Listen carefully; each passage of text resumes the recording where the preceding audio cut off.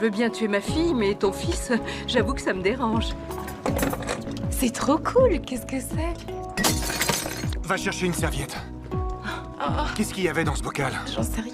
La jeune fille a été transportée d'urgence à l'hôpital pour subir des examens. Tout le monde attendait les résultats derrière la salle d'isolement. Très vite, la jeune fille a commencé à présenter des réactions inquiétantes. Cela a immédiatement donné à tout le monde un très mauvais pressentiment. Je suis désolé, il faut que j'appelle le centre de contrôle des maladies. Je crois que vous avez vraiment la variole. À cet instant, les paroles de sa mère semblaient bel et bien se réaliser. Pour l'instant, je dois analyser la situation avec le plus grand soin. C'est alors que des éruptions cutanées sont soudainement apparues sous les aisselles de la jeune fille.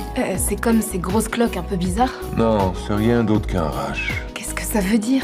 Ça veut dire que c'est pas la variole. Mais à ce moment-là, des agents du centre de contrôle des maladies sont arrivés. Ils ont ordonné à toutes les personnes présentes dans la salle d'isolement de sortir immédiatement. L'atmosphère est devenue extrêmement tendue. Un rash est compatible avec la variole. En principe, il se présente après des pustules. Elle est peut-être allergique aux draps, aux tenues de l'hôpital, et vous ne l'aviez pas remarqué. On va envoyer des échantillons de sang et de tissu par avion à Atlanta. On aura les résultats des tests ADN dans les 18 heures. En attendant, s'il vous plaît, sortez de la chambre. Très vite, un nouvel incident s'est produit. Le père de la jeune fille s'est soudain effondré au sol. Monsieur, ça ne va pas? Qu'est-ce qui se passe? J'ai mal à la tête. Chérie, qu'est-ce que tu as?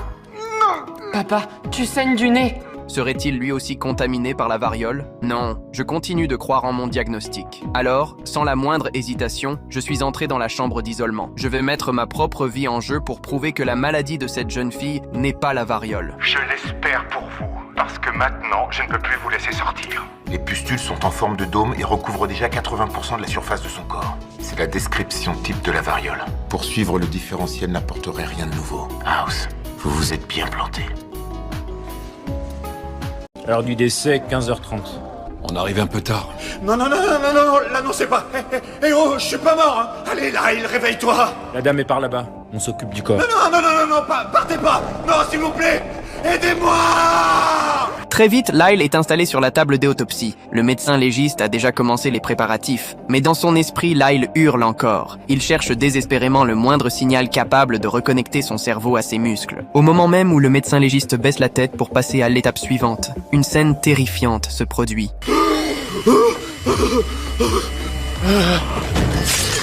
Lyle regarde le médecin légiste étendu au sol. Sans hésiter, il compose le 911. Les deux policiers arrivés plus tôt font irruption avec leur matériel. Lyle agite les bras en criant de sauver cet homme au plus vite. Les policiers restent complètement sidérés. Mais vous... C'était lui au cabinet de voyance. Ouais, je sais, j'étais mort. C'est ça? Vous devriez peut-être jeter un œil, j'ai dû improviser. La policière S accroupit immédiatement pour examiner les blessures